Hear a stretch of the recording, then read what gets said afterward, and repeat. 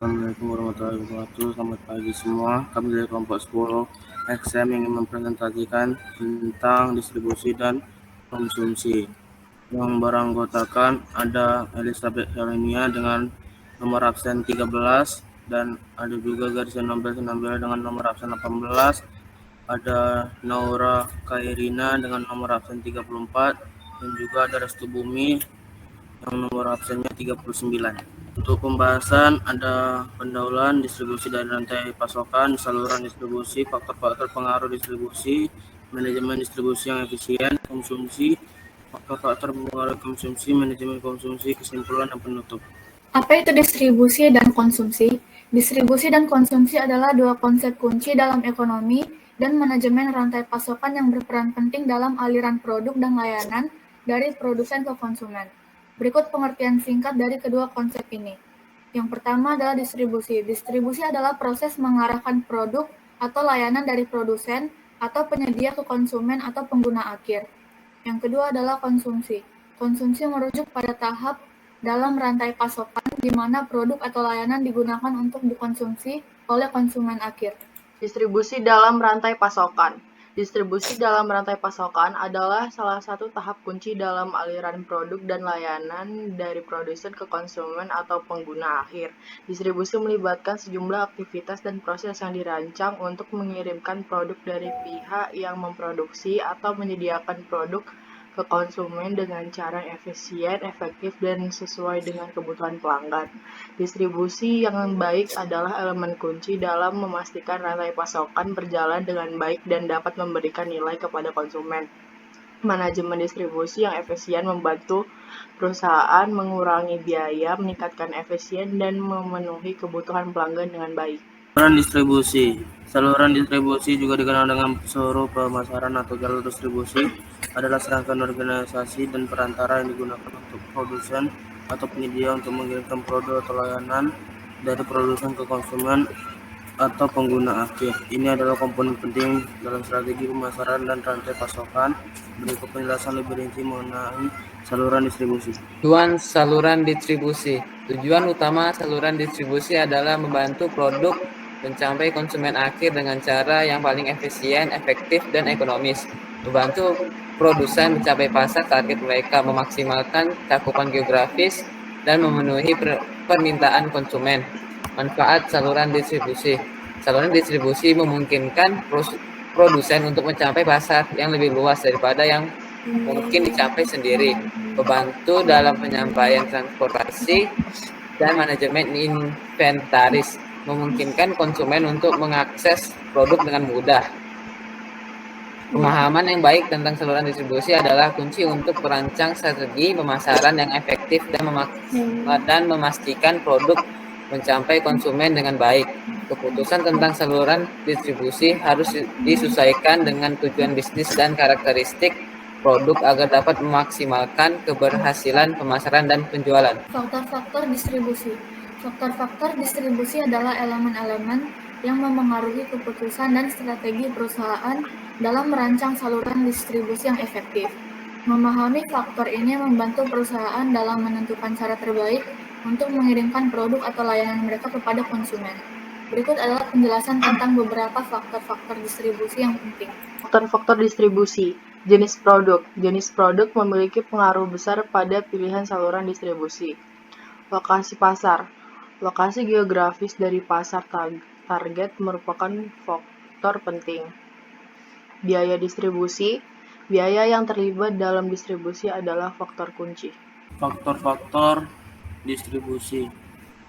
Ada kompleksitas produk, yang artinya kompleksitas produk yang mungkin memerlukan saluran distribusi yang lebih panjang. Kemudian ada siklus hidup produk. Produk yang berada dalam tahapan awal siklus hidupnya mungkin memerlukan saluran distribusi yang berada dengan produk yang mapan. Kemudian ada teknologi. Perkembangan teknologi khususnya dalam e-commerce dan sistem manajemen rantai pasokan mempengaruhi cara perusahaan mendistribusikan produk. Teknologi dapat membantu peningkatan efisien dan distribusi. Persaingan di pasar. Perusahaan harus mempertimbangkan bagaimana pesaing mereka mendistribusikan produk. Kemudian ada regulasi dan hukum. Peraturan pemerintah dan hukum tentang distribusi produk dapat mempengaruhi keputusan perusahaan. Manajemen distribusi yang efisien. Manajemen yang efisien adalah proses perencanaan, pengorganisasian, pelaksanaan, dan pengendalian aliran produk atau layanan dari produsen ke konsumen dengan cara yang paling efisien, efektif, dan ekonomis. Tujuan utama dari manajemen distribusi adalah menjaga rantai pasokan yang berjalan lancar, meminimalkan biaya, memaksimalkan keuntungan, dan memenuhi kebutuhan pelanggan. Berikut adalah beberapa komponen utama manajemen distribusi yang efisien. 1. Perencanaan distribusi. 2. Pengorganisasian distribusi. 3. Pelaksanaan distribusi. 4. Manajemen inventaris. 5. Pengukuran dan pengendalian. 6. Teknologi dan sistem informasi. 7. Pelayanan pelanggan. 8. Optimasi biaya. Penjelasan tentang konsumsi. Konsumsi adalah faktor utama dalam ekonomi, dan pemahaman tentang perilaku konsumen adalah kunci untuk keberhasilan bisnis. Perusahaan yang memahami preferensi dan kebutuhan konsumen dapat merancang produk dan strategi pemasaran yang sesuai untuk mencapai kepuasan pelanggan dan keberhasilan bisnis. Konsumsi merujuk pada tindakan penggunaan produk atau layanan oleh individu atau rumah tangga dengan tujuan untuk memenuhi kebutuhan atau keinginan pribadi. Ini adalah tahap akhir dalam rantai pasokan, di mana produk atau layanan yang telah didistribusikan kepada konsumen akan digunakan atau dikonsumsi. Faktor-faktor konsumsi. Yang pertama ada harga produk. Harga produk atau layanan memainkan peran penting dalam keputusan konsumen. Kedua ada tren konsumen. Tren dalam budaya, mode, dan teknologi dapat memengaruhi apa yang konsumen beli. Kemudian sosial dan lingkungan. Faktor-faktor sosial dan lingkungan seperti tekanan dari keluarga, teman, dan lingkungan dapat mempengaruhi konsumsi. Faktor-faktor konsumsi ada iklan dan pemasaran dan iklan memiliki pengaruh besar terhadap keputusan konsumen. Kemudian ada regulasi pemerintah.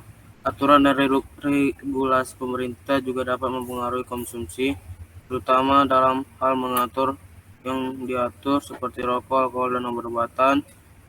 Kemudian ada pendapat konsumen. Tingkat pendapatan individu atau rumah tangga adalah faktor utama yang mempengaruhi konsumsi.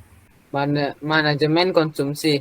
Manajemen konsumsi adalah pendekatan strategis yang digunakan untuk merencanakan dan mengelola cara individu atau rumah tangga menggunakan sumber daya dan produk dengan lebih efisien dan berkelanjutan.